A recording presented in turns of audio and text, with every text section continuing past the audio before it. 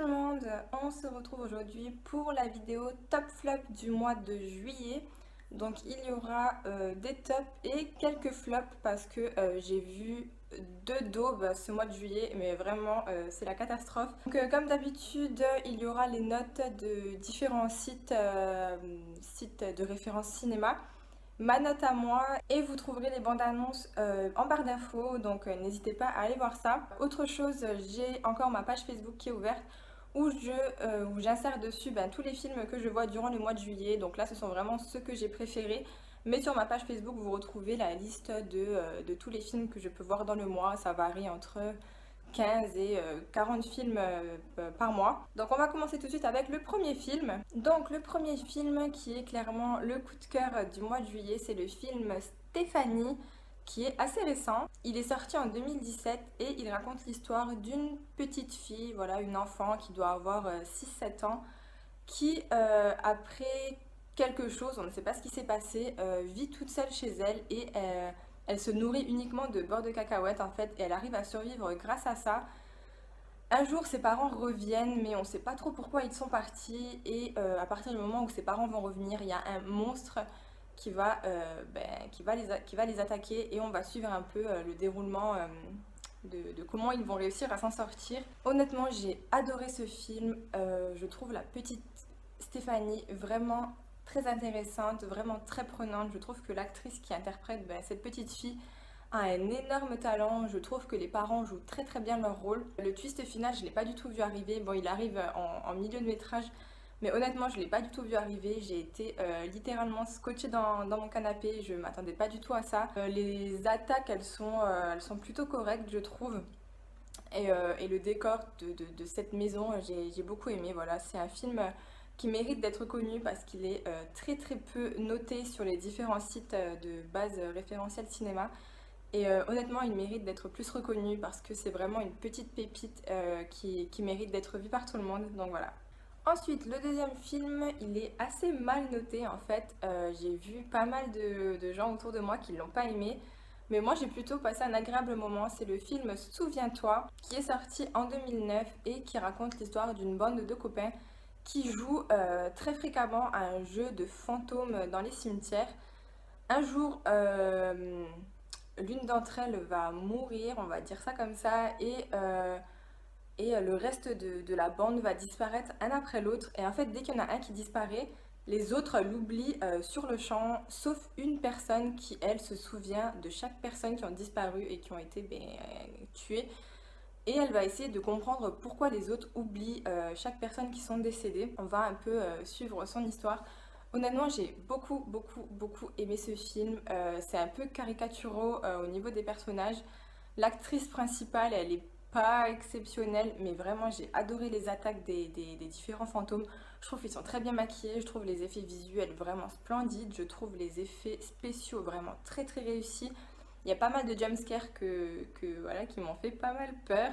Je pense surtout à une scène dans le placard à électricité, là, où je me suis vraiment effrayée. J'ai dû me cacher les yeux pour, voilà, parce que j'ai eu trop peur. Et voilà, c'est ce que je recherche dans un film d'horreur. Donc celui-ci, vraiment, il est assez prenant. Après, le dénouement final, il est un peu décevant, je trouve. Enfin, je m'attendais à plus d'explications, même si en soi, il reste très correct. Je m'attendais à plus en fait, mais ça reste un très bon film d'horreur que je vous conseille. Ensuite, on va partir sur un film un peu plus ancien qui date de 1999. C'est un film fantastico-dramatique. C'est le film Les Ensorceleuses, qui raconte l'histoire de deux sœurs sorcières qui ont une malédiction dans leur famille depuis des décennies. En fait, elles sont interdites de tomber amoureuses d'un homme sous peine que celui-ci soit tué dans un accident banal. Les deux vont réussir à éviter les hommes tout au long de leur vie jusqu'au jour où l'une d'elles va craquer littéralement sur un jeune homme. Malheureusement, quelques temps après, celui-ci va mourir. La deuxième va elle aussi rencontrer quelqu'un qui va également mourir et elles vont tenter de faire des expériences de magie et on va suivre tout ça. Franchement, c'est un film que je regardais beaucoup dans ma jeunesse. Le duo des frangines qui sont interprétés par Sandra Bullock et Nicole Kidman fonctionne très très bien. Je trouve que le duo match vraiment. Les deux actrices sont très performantes dans ce film. Je trouve que le côté fantastique, il est bien mis en avant, que pour un film datant des années, de la fin des années 90, je trouve que les effets visuels, ils n'ont pas vraiment pris de ride. C'est très prenant, c'est très divertissant, on voit pas du tout le temps passer. Le film dure un peu plus d'1h40 et honnêtement, il défile à une allure, voilà, c'est juste exceptionnel. Et moi j'ai adoré, je le trouve un petit peu romantique, un petit peu dramatique et c'est tout ce mélange qui fait que j'apprécie ce film. Je sais qu'il est très connu, je pense que le trois quarts d'entre vous l'ont déjà vu. Mais voilà, il fallait que je le mette dans cette liste parce que je l'adore tout simplement. Ensuite, on va parler d'un film espagnol sorti très récemment également, il est sorti en 2018.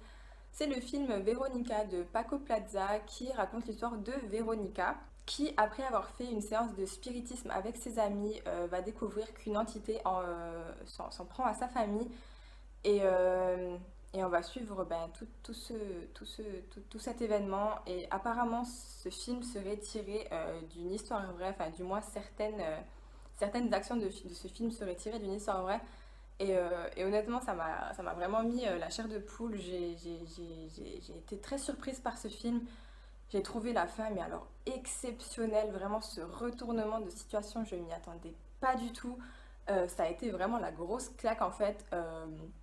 Il y a une scène vraiment qui m'a marquée quand elle se voit dans le miroir. Je peux pas en dire plus pour pas vous spoiler, mais ceux qui ont vu le film, je pense que vous voyez de quelle scène je parle. Vraiment, c'est incroyable. Je trouve que l'actrice qui joue Véronica, elle est juste parfaite. Son petit frère et sa petite sœur, pareil, c'est des gamins, mais ils jouent à la perfection. Le réalisateur, il a vraiment pris des acteurs très très performants. Le suspense, il monte vraiment crescendo. Les scènes d'attaque de cette entité, elles sont vraiment très bien réalisées, très minutieuses, très... enfin voilà, on est vraiment canalisé dessus.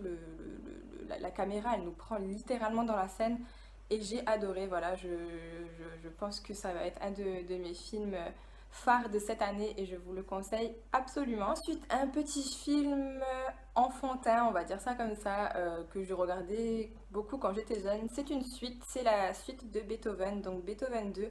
Il est très mal noté sur les différents sites de cinéma, mais moi voilà, c'est le côté nostalgie qui parle.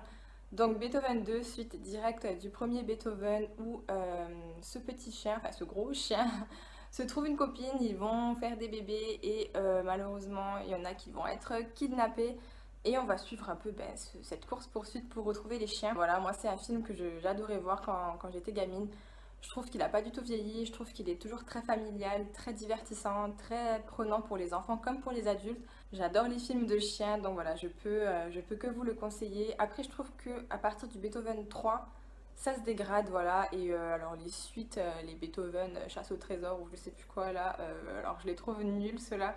Mais jusqu'au Beethoven 2 avec la famille Newton, voilà, c'est la nostalgie qui parle. Donc je vous le conseille pour ceux qui ne l'ont pas encore vu et qui ont apprécié Beethoven, premier du nom.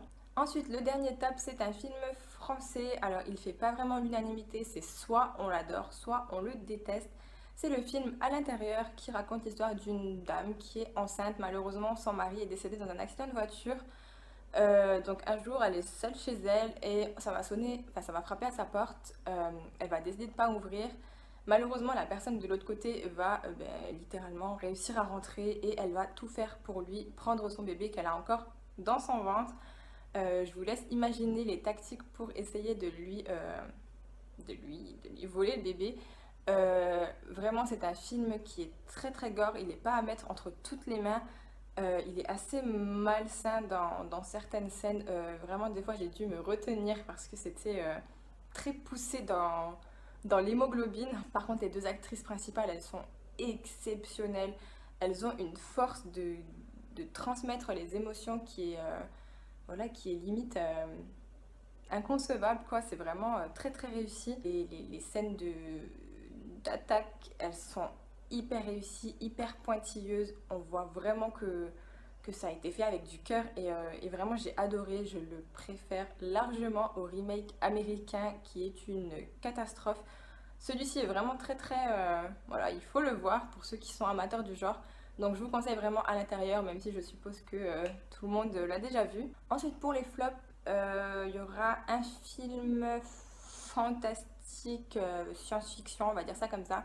C'est le film Guardians of the Tomb qui a plusieurs acteurs connus d'ailleurs. À l'intérieur, on retrouve notamment Kellan Lutz et Li Bingbing, enfin je sais plus comment elle s'appelle. Mais quoi qu'il en soit, il y a des acteurs pas mal connus et ça raconte l'histoire d'un groupe de personnes qui vont se retrouver malgré elles coincées dans un genre de labyrinthe. Et à l'intérieur de ce labyrinthe, il y a une araignée qui s'est propagée, qui a fait, enfin voilà, qui s'est développée, qui en a fabriqué plusieurs autres.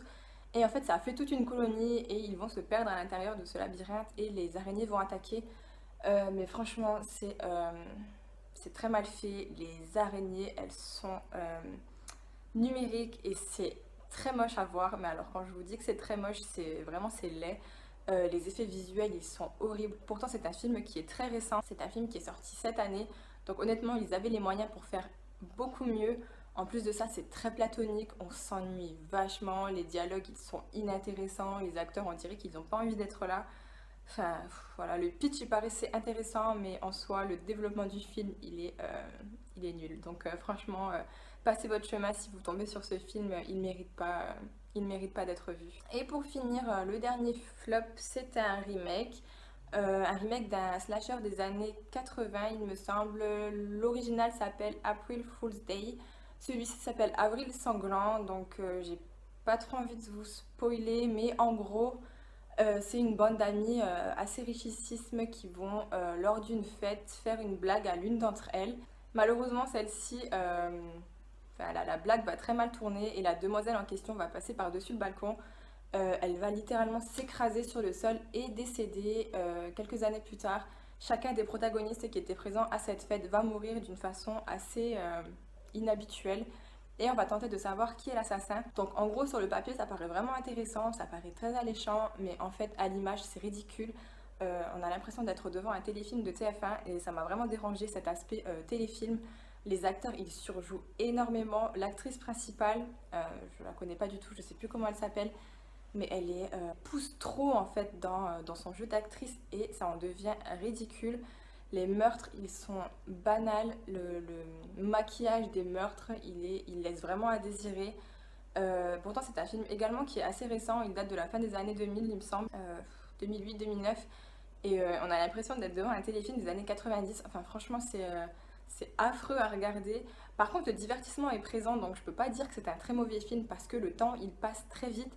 Mais en soi, préférez le remake, en soi, préférez l'original qui est mais 10 000 fois mieux que ce remake qui est vraiment voilà, qui est passable et qui est à regarder un jour de pluie quand on n'a rien d'autre à faire, mais voilà, sinon vous pouvez clairement passer à côté. Voilà, c'est tout. N'hésitez pas à me dire vous les films que vous avez apprécié voir durant ce mois de juillet. N'hésitez pas également à mettre en commentaire les films que je viens de vous présenter, que vous avez vus, si vous les avez aimés ou non.